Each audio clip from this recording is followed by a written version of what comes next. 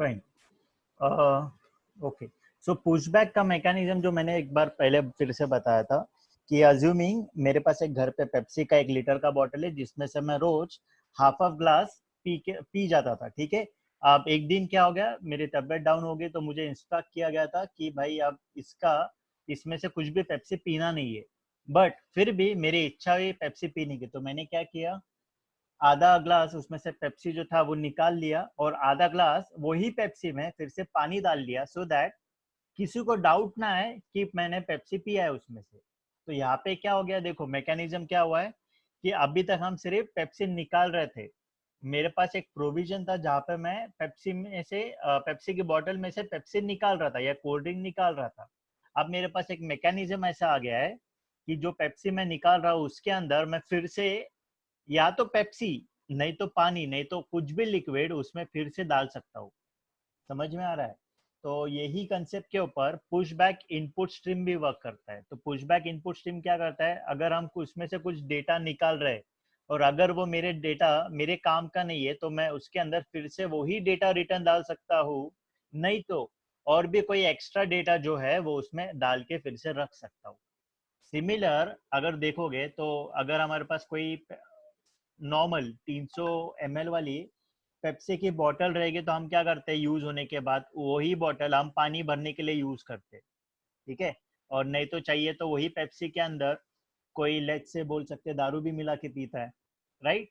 तो इसी तरह यहाँ पे भी पुशबैक इनपुट स्ट्रीम भी वैसे ही वर्क करेगा। वो क्या करेगा, अगर हमें कुछ डेटा चाहिए तो हम रीड कर सकते हैं, जो कि कोई भी इनपुट स्ट्रीम करता है। अगर हमें बट उसके अंदर फिर से कुछ डेटा जो रीड करना है हम उसमें फिर से जाके राइट कर सकते हैं। सो इन अ सिमिलर वे यहाँ पे एक प्रोग्राम हमने लिया है।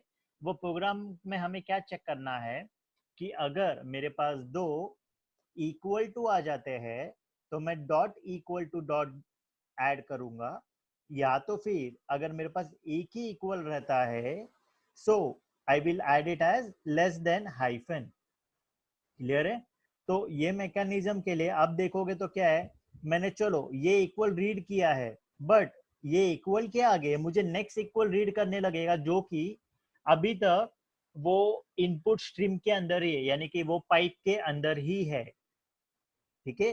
तो ये पाइप से मुझे डेटा रीड पहले इन एडवांस करना है। बट अगर अज्यूम करो इन एडवांस रीड करने के बाद भी वो डेटा मेरे कुछ काम का नहीं है तो मैं क्या करूंगा, तो वो डेटा को मैं फिर से जाके उसमें राइट कर दूंगा। यानी कि पेप्सी की बोतल में से मैंने आधा ग्लास पेप्सी निकाल लिया है, बट अब मुझे फिर से घर वालों को ये बताना है कि उसके अंदर फिर से वो पेप्सी वैसे के वैसे ही प्रेजेंट है, मैंने कुछ निकाला नहीं है। तो मैं क्या करूंगा, वो पानी भरा हुआ आधा आधा ग्लास फिर से उसमें डाल दूंगा, जिससे क्या लगेगा कि वो पेप्सी पेप्सी ही है, नहीं कि पेप्सी और पानी का मिक्स है। क्लियर है? सो यहाँ पे भी हम वही करेंगे। हम क्या कर रहे हैं, देखो एक टाइम पे डेटा रीड करते हैं, वो कैरेक्टर देखते हैं कि वो कैरेक्टर कौन सा है। अगर वो कैरेक्टर इक्वल टू रहता है तो हम क्या करते हैं, उसके आगे वाला कैरेक्टर भी निकालते हैं। यानी कि अगर ये कैरेक्टर इक्वल है तो उसके आगे वाला भी हम रीड करते हैं। But in case if that is not equal to तो हम क्या करते हैं, वो डेटा को फिर से जाके वो स्ट्रीम के अंदर या वो पाइप के अंदर फिर से डाल देते हैं।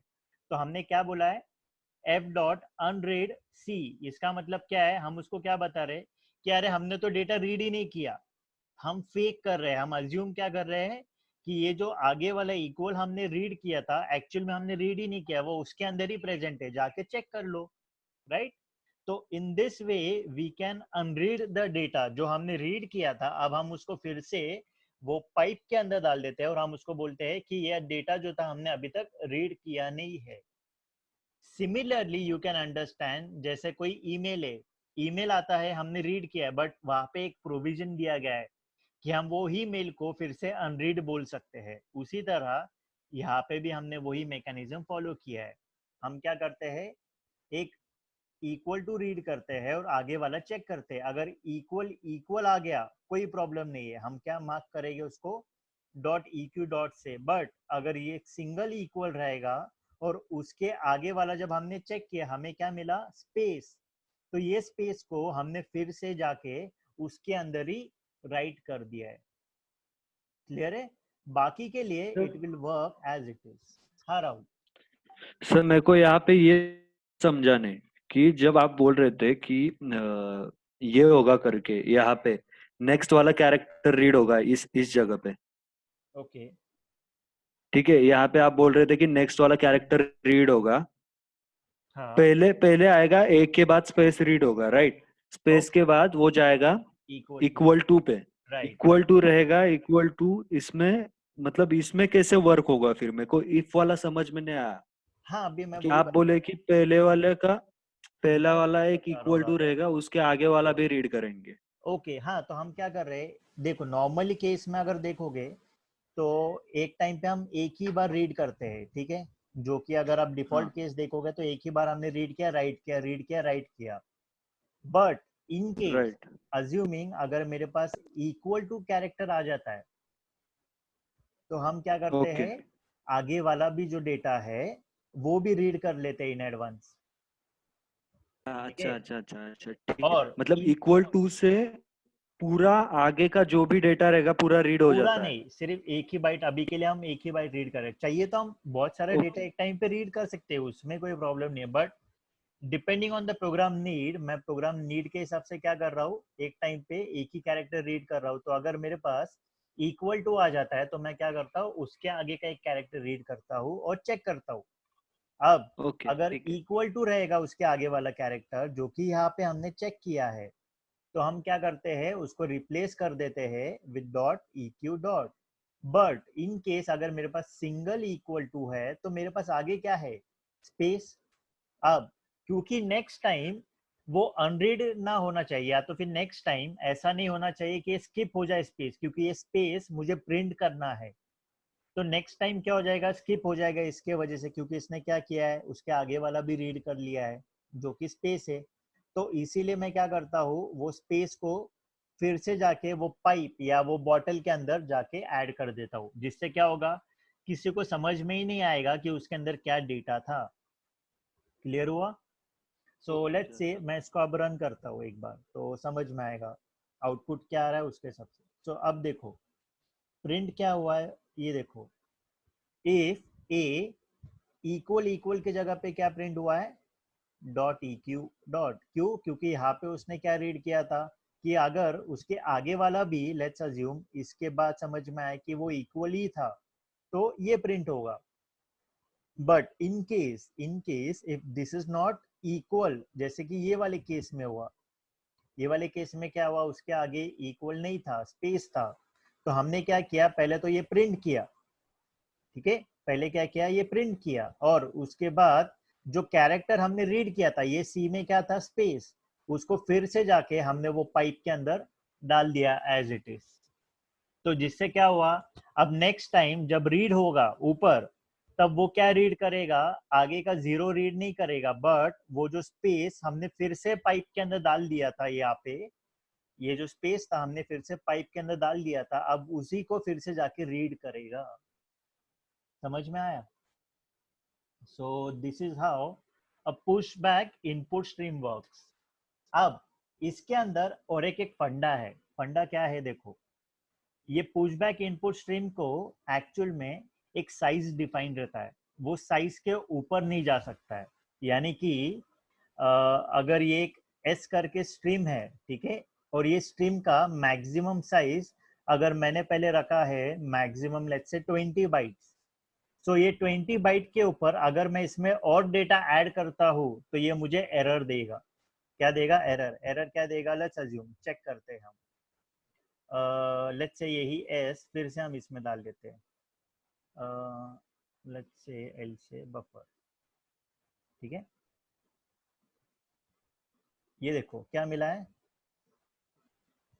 IO exception push back buffer is full. ये ऐसा क्यों हुआ है, जो बाय डिफॉल्ट हमने इसका एक बार साइज फिक्स कर दिया, इसका साइज कितना फिक्स किया है, इतना साइज। अगर ये साइज के ऊपर ये चले जाता है फिर से, तो ये मुझे एक्सेप्शन देगा which will be IO exception. और उसका रीजन क्या है, पुशबैक बफर इज फुल। तो इसका मतलब इसके अंदर मैं पानी डाल सकता हूँ। सो फॉर एग्जांपल मेरे पास जो बॉटल था पेप्सी का, मैंने उसमें से हर रोज आधा आधा ग्लास पेप्सी निकाला है, बट मैं क्या कर रहा हूँ, उसमें मिलावट करने के लिए 1 ग्लास पानी डाल रहा हूँ। अब मैं रोज आधा ग्लास पेप्सी निकालता हूँ और 1 ग्लास पानी डालता हूँ, आधा ग्लास पेप्सी निकालता हूँ, 1 ग्लास पानी डालता हूँ, तो क्या होगा, एक टाइम के बाद वो पेप्सी का बॉटल ओवरफ्लो हो जाएगा, क्योंकि उसका कैपेसिटी कितना था ब्लफ करने का, 1 लीटर। मैंने उसको ब्लफ कितने से किया, उसके लिमिट के बाहर। तो इसीलिए यहाँ पे क्या हो गया, वो बफर फुल हो गया। इसका मतलब वो बॉटल जो था पेप्सी का, आधा लीटर पेप्सी उसमें बचा हुआ था, बट उसमें मैंने आधा लीटर पानी से ज्यादा डाल दी है। तो इसीलिए वो मुझे क्या बोलता है, दैट द पुशबैक बफर जिसके अंदर आपने ये स्टोर किया था और उसमें थोड़ा सा डेटा बचा हुआ था डालने के लिए, वो फुल हो चुका है। तो अब इसके ऊपर डेटा हम और उसके अंदर अनरीड या और डेटा उसके अंदर राइट नहीं करके रख सकते। ठीक है। सो ये पुशबैक इनपुट स्ट्रीम का बफर का जो साइज रहता है वो एक लिमिटेड रहता है। जो साइज हम उसको बताएंगे उतना ही डेटा उसमें जा सकता है, उसके ज्यादा अगर हम डेटा डालने जाएंगे तो वो मुझे एरर देगा। इसके लिए दूसरा उसका ये भी है कंस्ट्रक्टर। ये कंस्ट्रक्टर में देखोगे, एक कंस्ट्रक्टर था इनपुट स्ट्रीम जो हमने ये बाइट एरे इनपुट स्ट्रीम का दिया। दूसरा कंस्ट्रक्टर क्या है, जिसके अंदर हम उसका साइज बता सकते हैं, यानी कि वो बॉटल का साइज मैं उसको बता सकता हूँ, वो 1 लीटर का बॉटल है, 2 लीटर का बॉटल है या 4 लीटर का बॉटल है। सो अगर मैं इसको बताता हूँ कि ये बॉटल 32 बाइट का है, सो मैक्सिमम इसमें मैं कितना बाइट रीड कर सकता हूँ, मैक्सिमम 32 बाइट। अगर मैं चाहता हूँ कि इसका मैक्सिमम बफर का साइज कितना रहना चाहिए, 100, तो मैं उसको 100, सो 100 से ज्यादा ये बफर के अंदर मैं डेटा रीड नहीं कर सकता हूँ या राइट, बेसिकली उसके अंदर राइट नहीं कर सकता हूँ। सो ये अनरीड वाला जो है 100 बाइट के ऊपर लेगा ही नहीं, और मुझे एक्सेप्शन मिल जाएगा which is pushback buffer is full. तो इससे हमें एक चीज क्या समझ में आता है, जो बफर रहता है उसको एक साइज दिया गया रहता है हमेशा, और वो साइज फिक्स रहता है। कोई कोई ऐसे बफर है जो कि रन टाइम पे भर सकते हैं, बट कोई कोई buffer which is like of input stream, like pushback input stream, उसको एक फिक्स साइज रहता है। क्लियर हुआ? सो this is about pushback input stream. Okay, now another one we'll see as sequence input stream demo. So ये sequence input stream क्या है? अब in case same same example पे हम जाते हैं। मेरे पास 3 बॉटल है, ठीक है। ये 3 बॉटल में पेप्सी है। ओके, ये तीनों बॉटल में पेप्सी है। अब मुझे क्या करना है, ये तीनों बॉटल का पेप्सी मुझे एक ड्रम में डालना है, ठीक है।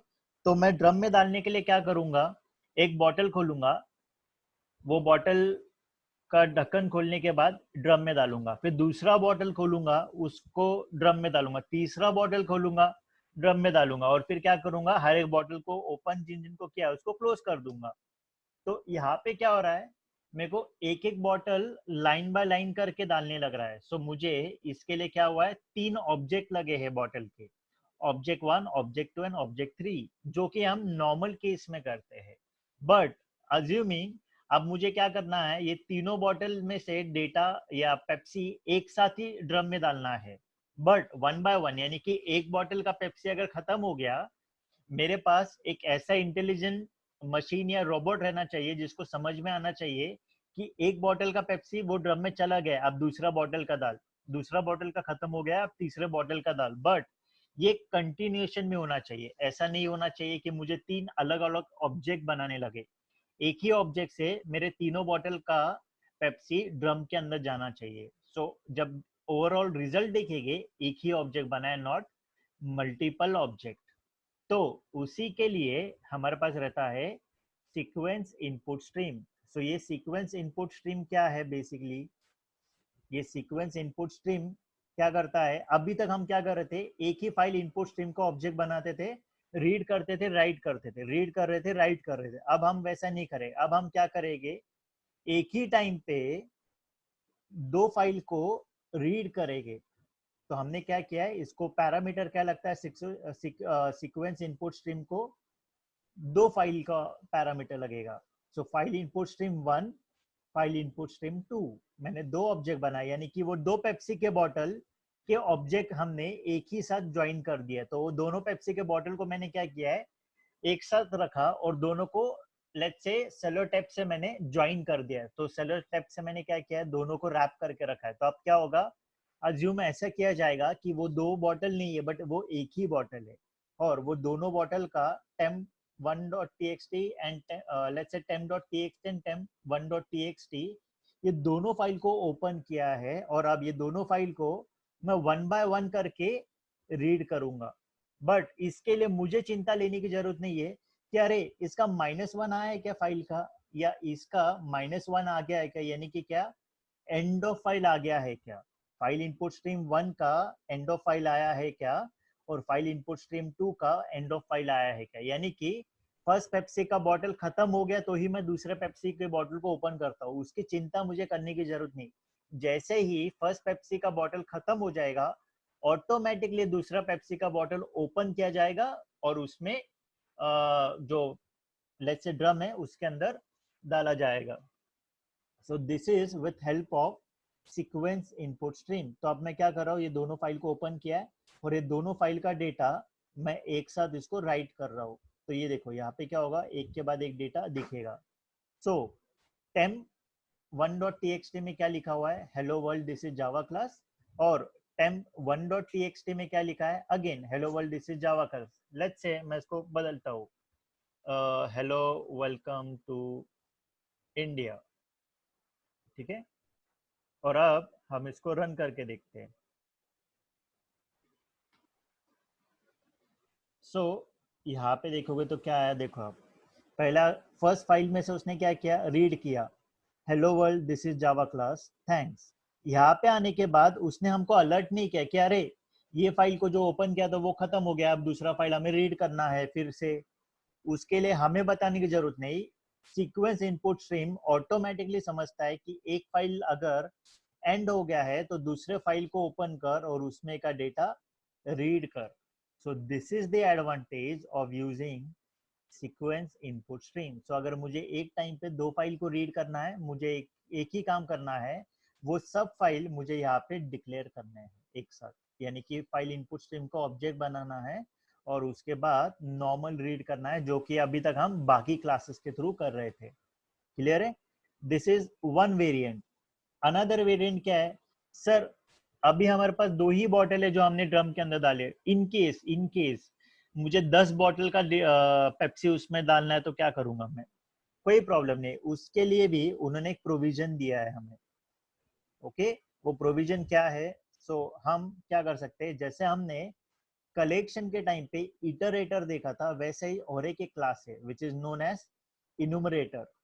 ठीक है, इटरेटर में हमने क्या देखा था, इटरेटर के अंदर हमने देखा था कि उसके अंदर दो मेथड थे, हैज नेक्स्ट और नेक्स्ट। हैज नेक्स्ट से क्या होता है, समझ में आता है कि आगे और भी एलिमेंट है, और नेक्स्ट से हमें क्या मिलता है, वो एलिमेंट मिल जाता है अगर रहेगा तो। उसी तरह ये इनुमरेशन क्लास से हमें क्या मिलता है, हैज मोर एलिमेंट और नेक्स्ट एलिमेंट। तो रिप्लेस करो, एज नेक्स्ट को किससे रिप्लेस करो, हैज मोर एलिमेंट, और नेक्स्ट को किससे रिप्लेस करो, नेक्स्ट एलिमेंट से। क्लियर है? तो हमने क्या किया, एक क्लास बनाया है विच विल इम्प्लीमेंट इनुमरेशन, और उसको टाइप दिया है generic type. Now remember generics, generic में हमने देखा था यहाँ पे टी था, टाइप पैरामीटर। तो ये टाइप पैरामीटर कौन से टाइप का है, फाइल इनपुट स्ट्रीम। ठीक है, और यहाँ पे हमने एक ऑब्जेक्ट बनाया है इनुमरेशन का, क्योंकि ये इनुमरेशन के ऊपर हम has more element and has next element या नेक्स्ट एलिमेंट करने वाले। ये इनुमरेशन का टाइप दिया है string which consist what, file name. So अब यहाँ पे हम क्या करेंगे, वेक्टर के थ्रू जितने भी फाइल्स थे वो फाइल्स हम बताएंगे। यानी कि मेरे पास जितने भी पेप्सी के बॉटल थे वो सब पेप्सी के बॉटल के नाम में यहाँ पे बता रहा हूँ। सो वेक्टर, ये वेक्टर ऑफ स्ट्रिंग, यानी कि जिसमें हम फाइल डालेंगे, फाइल के अंदर हमने ऐड किया, ऐड एलिमेंट के थ्रू टेम्प टेम्प1 एंड टेम्प2। तो क्या हो गया, मेरे पास एक कलेक्शन है फाइल वाला, एरे लिस्ट जैसे रहता है वैसे वेक्टर है, जिसके हम अंदर हमने क्या किया, ये तीनों फाइल को ऐड किया है, और ये फाइल को यानी कि ये ऑब्जेक्ट को हमने ये क्लास में पास किया है। तो इसमें क्या होगा, ये वेक्टर जो है किसको जाके असाइन होगा, ये इन्यूमरेशन के क्लास को, ठीक है। सो फाइल डॉट एलिमेंट ये रिटर्न करेगा मैं एक इन्यूमरेशन का क्लास, तो इसके अंदर क्या आ गया, स्ट्रिंग। और उसके बाद यहाँ पे हमने चेक किया है कि if it is next element, तो नेक्स्ट एलिमेंट रिटर्न कर। तो फर्स्ट टाइम ये रिटर्न क्या करेगा, temp.txt, नेक्स्ट टाइम क्या रिटर्न करेगा, temp1.txt, तीसरे टाइम क्या रिटर्न करेगा, temp2.txt, ठीक है। इसी वेज में 3 फाइल एक टाइम पे रीड किए जाएंगे, राइट किए जाएंगे। सो क्या किया जा रहा है, एक एक करके पहला फाइल रीड किया जाएगा, एंड ऑफ फाइल आ गया, दूसरा फाइल रीड किया जाएगा, एंड ऑफ फाइल आ गया, तीसरा फाइल रीड किया जाएगा, और फिर वो हमने यहाँ पे प्रिंट किया है। तो लेट्स सी कैसे वर्क कर रहा है। सो ये देखो, ये फर्स्ट फाइल का डेटा है, देन ये सेकेंड फाइल का डेटा है, और ये थर्ड फाइल का डेटा है। जो कि क्या हो रहा है, पहला वाला डेटा रीड किया जाएगा, एंड ऑफ फाइल आएगा, राइट करे और खत्म हो जाएगा। फिर दूसरे फाइल का रीड किया जाएगा, एंड ऑफ फाइल आएगा, फिर तीसरे फाइल का डेटा लेगा, एंड ऑफ फाइल आएगा, खत्म हो जाएगा, ठीक है। इसी वेज में नॉर्मल रीड और राइट हुआ है। ओके, यहाँ तक समझ में आया, कोई डाउट है किसी को? नहीं सर, समझ में आया, समझ। Okay cool. सो यहाँ तक these are all the basic classes of input stream and output stream, यानी कि हमें जब भी बाइट बाय बाइट रीड या राइट करना है, यही क्लासेस को यूज करना है। इसमें कोई सुपर थिंग नहीं है, ऐसा कोई बड़ा काम नहीं है, एकदम इजी है। अब अनदर थिंग, हमने अभी तक डेटा जो था वो बाइट बाय बाइट एक स्ट्रिंग में से रीड या राइट किया, या कोई भी फाइल में से रीड या राइट किया है। इन केस अब मुझे डेटा स्ट्रीम बाय स्ट्रीम नहीं करना है, बट मुझे डेटा टाइप स्पेसिफिक करना है। Data type specific, data type specific मतलब क्या है, मुझे समझ में आना चाहिए कि मेरे पास जो डेटा है या जो फाइल है, उसके अंदर जो डेटा है वो इंटीजर फॉर्मेट में है, या उसके अंदर जो डेटा है वो बुलियन फॉर्मेट में है, उसके अंदर जो डेटा है वो डबल फॉर्मेट में है, और वो डेटा मुझे राइट करना है, ठीक है। सो मेरे पास एक प्रोग्राम है जहाँ पे मेरे पास डेटा, यानी कि मेरे पास 4 वेरिएबल है, और वो 4 वेरिएबल के अंदर डेटा इंटीजर में है, डबल में है, बुलियन में है, या कैरेक्टर में है। और वो डेटा मुझे टेम्पररी क्या करना है, कोई तो फाइल में राइट करना है। अज्यूमिंग मुझे लेट्स से ये क्लास होने के बाद कोई तो मीटिंग को जाना है, ठीक है। तो मुझे ये डेटा दिमाग में नहीं रहेगा कि अरे मैंने क्या डेटा था या क्या आउटपुट था, मुझे पता नहीं। तो मैं क्या करूंगा, जाते जाते ये जो डेटा है एक फाइल में जाके राइट कर दूंगा, और फिर मीटिंग के बाद जब मैं मीटिंग से फिर से आऊंगा, मुझे वहां से ही फिर से स्टार्ट करना है। तो मैं क्या करूंगा, वही फाइल को फिर से रीड करूंगा, बट अब रीड करना है मुझे, रीड कैसे करना है, जिस फॉर्मेट में मैंने डेटा को राइट किया था वही फॉर्मेट में मैं डेटा फिर से रीड करूंगा। तो अगर मैंने इंटीजर डाला है तो मैं इंटीजर रीड करूंगा, अगर मैंने डबल डाला है तो मैं डबल रीड करूंगा, अगर बुलियन है तो बुलियन रीड करूंगा, और अगर कैरेक्टर है तो कैरेक्टर रीड करूंगा। In the similar way, short data है तो शॉर्ट फॉर्मेट में, फ्लोट डेटा है फ्लोट फॉर्मेट में, लॉन्ग डेटा है लॉन्ग फॉर्मेट में, एंड सो ऑन, ठीक है। तो उसके लिए क्लासेस है data output stream and data input stream, which accepts a parameter of output stream और इनपुट स्ट्रीम। सो इसका पैरामीटर देखोगे तो क्या है, आउटपुट स्ट्रीम। आउटपुट स्ट्रीम का कोई तो भी क्लास लो, कौन सा क्लास लेना है, let's say file output stream. तो फाइल आउटपुट स्ट्रीम को मैंने एक फाइल का नेम दिया है जहाँ पे जाके वो जो डेटा है वो राइट हो जाएगा। वो फाइल का नाम क्या है, data dot T x T. In a similar वे, जब वो डेटा फिर से मुझे रीड करना है तो ये डेटा इनपुट स्ट्रीम का ऑब्जेक्ट बनाऊंगा, जिसके अंदर क्या लगेगा, इनपुट स्ट्रीम। तो वही फाइल जिसमें मैंने राइट किया है वही फाइल को रीड करूंगा। और उसके बाद उसके मेथड है, जैसे अभी तक हम देख रहे थे कि सिंगल था मेथड, क्या नाम था नॉर्मली कोई मेथड का, राइट। अब क्योंकि हम टाइप स्पेसिफिक डेटा रीड और राइट कर रहे हैं, इसके लिए उसका टाइप भी रहेगा आगे। So write an integer value, write a double value, write a boolean, write a character. फिर से रीड करना है, अभी तक हमारे पास कौन सा मेथड था, ओनली रीड। अभी हम किस फॉर्मेट में करेंगे, read and integer. Read a double, read a Boolean, read a character. Clear है? लेट्स सी, इसको हम रन करते हैं। सो ये देखो, जो डेटा मैंने राइट किया था, क्या था data? 2343 12.23 true and equal to. तो इसने क्या किया है, यहाँ पे वही डेटा रीड किया है, मैंने एक वेरिएबल में स्टोर किया, और वो वेरिएबल को यहाँ पे एसओपी से मैंने उसको प्रिंट किया है। अब अज्यूम करो ये फाइल मुझे अगर चेक करना है, सर मैं फाइल चेक कर सकता हूँ क्या? हाँ बिल्कुल, ये डेटा डॉट टीएक्सटी दिख रहा है क्या? ठीक है, अगर मैं यहाँ पे ओपन करूंगा नहीं दिखेगा, मुझे उसको जाके दूसरे एडिटर में ओपन करने लगेगा। तो मैं क्या करता हूँ, लेट्स से एक जगह पे जाके हम डेटा को राइट करेंगे और वहां पे जाके लेट्स चेक करते हैं। तो ये फाइल को मैं कॉपी करता हूँ, इसको राइट किया और इसको विल ओपन इट इनटू सबलाइन। सो ये जो डेटा है, इसने बाइट फॉर्मेट में डेटा को जाके राइट किया है, जो कि हम रीड नहीं कर सकते क्योंकि ये बेसिकली कोई तो हेक्साडेसिमल वैल्यूज है। सर हेक्साडेसिमल वैल्यूज कैसे, क्या समझ में आया? हेक्साडेसिमल वैल्यू 0 टू ई तक रहते हैं, या सॉरी 0 टू एफ तक रहते हैं। सो इसीलिए देखो लास्ट मैक्सिमम हमें एफ दिख रहा है, सी दिख रहा है। तो जो वैल्यूज हमने राइट किए थे एक फाइल के अंदर, वो डेटा जाके एक्चुअल में कैसे स्टोर होता है? हेक्साडेसिमल वैल्यूज में। क्लियर है?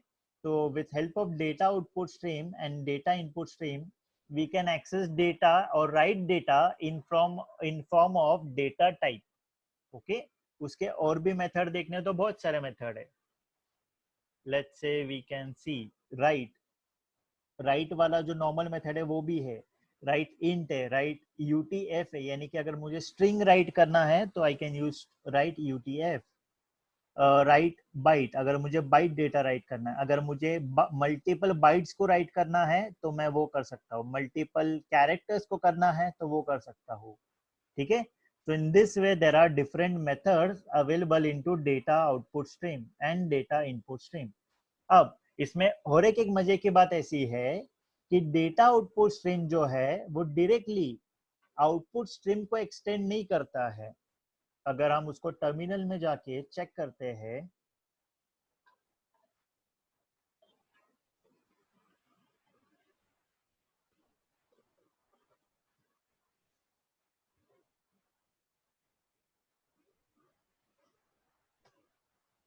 सो ये देखो ये किसको एक्सटेंड करता है?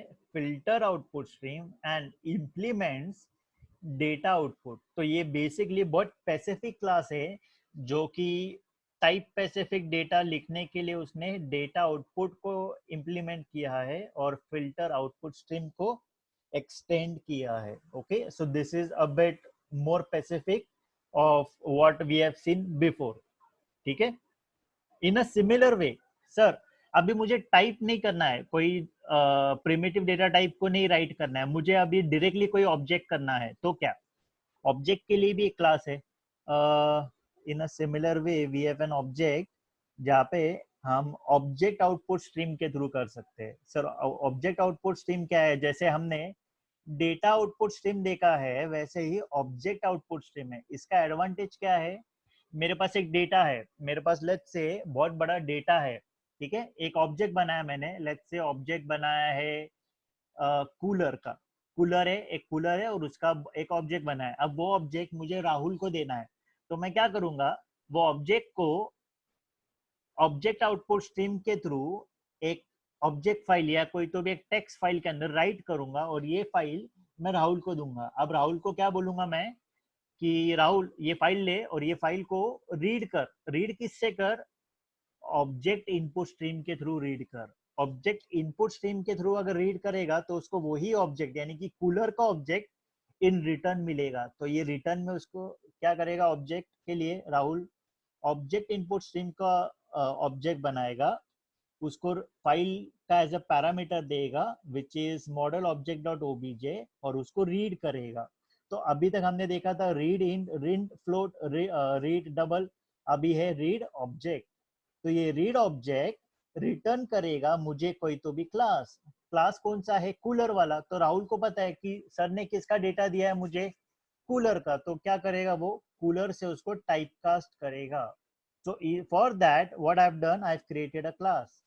एक class है which implements serializable. Serializable क्या हम देखते हैं, which will have all this parameter, int i, double d, boolean b, string str.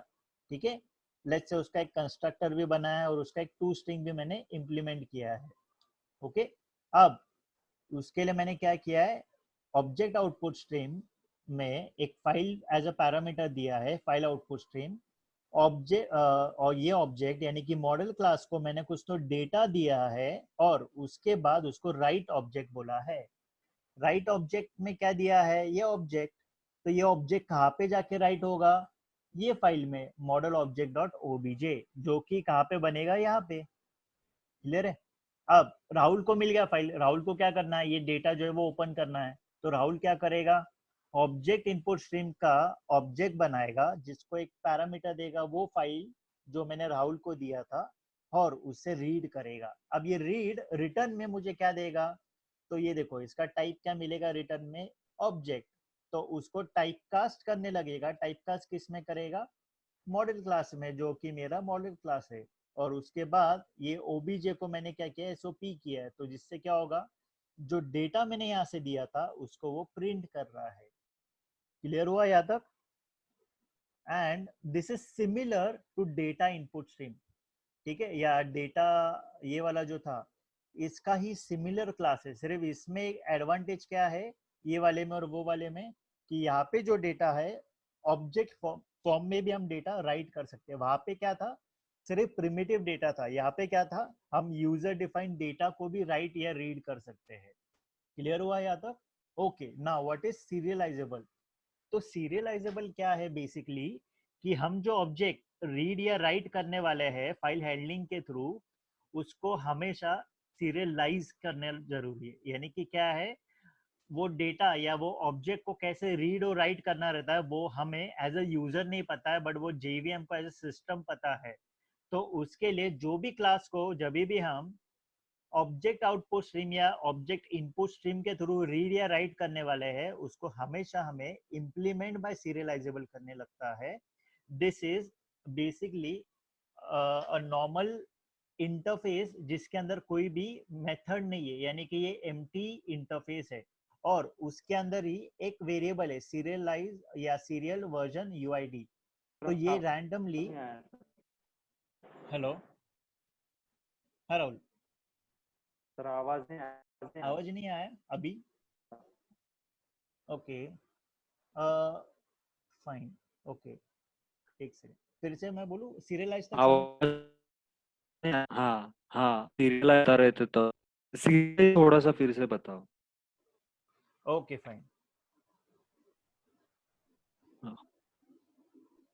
Okay, तो सीरियलाइजेबल बेसिकली क्या है, कि यहाँ तक हमें समझ में आया कि हमें क्या है, अगर ऑब्जेक्ट को रीड और राइट करना है तो हमें क्या लगेगा, ऑब्जेक्ट आउटपुट स्ट्रीम या ऑब्जेक्ट इनपुट स्ट्रीम. उसके अलावा हमें और एक रिक्वायरमेंट क्या है, जो क्लास या जो मॉडल क्लास को हम रीड और राइट करने वाले हैं उसके लिए कंपलसरी हमें इम्प्लीमेंट बाय सीरियलाइजेबल करने लगेगा. ये सीरियलाइजेबल बेसिकली एक इंटरफेस है which is a marker interface. Marker interface का यूज क्या है, it is such kind of interfaces which does not have any method into it. serializable एक ऐसा इंटरफेस है जिसके अंदर कोई भी मेथड नहीं रहता है. सो अगर हम देखते हैं java.io.serializable, सो ये देखो इसके अंदर कुछ भी नहीं है, तो ये क्या हो गया, एक मार्कर इंटरफेस. तो ये मार्कर इंटरफेस से अगर हम इम्प्लीमेंट करते हैं then only it is legit और liable to do object output stream और ऑब्जेक्ट इनपुट स्ट्रीम. अदरवाइज इसका हम फाइल के अंदर रीड और राइट ऑपरेशन परफॉर्म नहीं कर सकते. Simple as it is. Okay, उसके साथ ये मैंडेट नहीं है. ये क्या है बेसिकली, जो भी ऑब्जेक्ट हम रीड और राइट करते हैं उसको एक यूनिक नंबर दे देता है, एक लॉन्ग फॉर्म में, लॉन्ग इंटीजर रहता है ये, जिसको हम बेसिकली एक नंबर मिलता है. तो ये मैंने कोई तो भी एक रैंडम नंबर इसको दे दिया है, इसको कोई भी नंबर हम दे सकते हैं, 1 2 3 समथिंग एल. एल यानी कि किसके लिए, to understand this is a long form है. ठीक है, तो ये बेसिकली इंडिकेट करता है कि ये जो ऑब्जेक्ट जब भी राइट होगा इसको एक नंबर दिया जाएगा. ये नहीं भी दिया तो जेवीएम बाय डिफॉल्ट एक नंबर देता है, बट क्योंकि हम यहाँ पे देखेंगे एक वार्निंग मिलता है, वो वार्निंग को मैंने अवॉइड करने के लिए कोई तो भी एक नंबर दिया था। क्लियर है? इसमें सिर्फ इतना ही इम्पोर्टेंट है कि जो भी क्लास को हम ऑब्जेक्ट के थ्रू, ऑब्जेक्ट इनपुट स्ट्रीम या ऑब्जेक्ट आउटपुट स्ट्रीम के थ्रू रीड या राइट करने वाले हैं, उसको इम्प्लीमेंट बाय सीरियलाइजेबल करने लगेगा। Otherwise it won't be legal to take this object and put it into a file। Clear है? इतना ही इसका यूज एंड नीड है। तो अगर हम इसको रन करते हैं तो ये क्या करेगा, देखो जो ऑब्जेक्ट में राइट करने वाला था उसका इंफॉर्मेशन मिला है पहले, और जो ऑब्जेक्ट रीड किया है उसका इंफॉर्मेशन मुझे फिर से रिटर्न में आया है। सर ऐसा है कि सिर्फ ऑब्जेक्ट कर सकते नहीं, मैंने एक इंटीजर भी किया है, देखो। तो ये ऑब्जेक्ट के थ्रू मैंने एक इंटीजर को भी राइट किया है, और ये ऑब्जेक्ट के थ्रू मैंने वो इंटीजर को भी रीड किया है फिर से। So this is similar to what we have seen in data input stream and data output stream. सिर्फ ये एक अलग टाइप का क्लास है which is object output stream. That's it. Clear हुआ यहाँ तक? किसी को कोई डाउट है?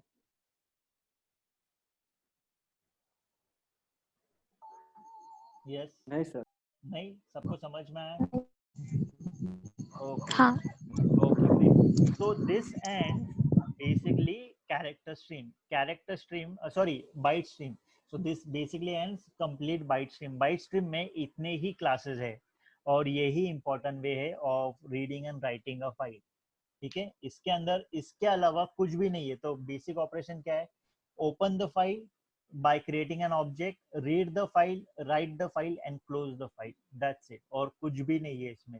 सिर्फ हमारे नीड के हिसाब से हम अलग अलग टाइप के क्लासेस को यूज करते हैं। सो अगर मुझे बड़ा कोई फाइल को रीड राइट करना है तो मैं बफर इनपुट स्ट्रीम या बफर आउटपुट स्ट्रीम यूज करूंगा, क्योंकि मेरे पास बहुत सारा डेटा है। अगर बहुत छोटा सा फाइल है तो मैं file input stream, file output stream use करूंगा, क्योंकि वो जल्दी हो जाएगा। ठीक है, अगर मुझे कुछ डेटा फिर से जो रीड किया था उसके अंदर ही डालना है तो मैं push back input stream use करूंगा। अगर मुझे ऑब्जेक्ट को रीड राइट करना है तो मैं ऑब्जेक्ट आउटपुट स्ट्रीम या ऑब्जेक्ट इनपुट स्ट्रीम को यूज करूंगा। This ends the byte stream. और इसी के ऊपर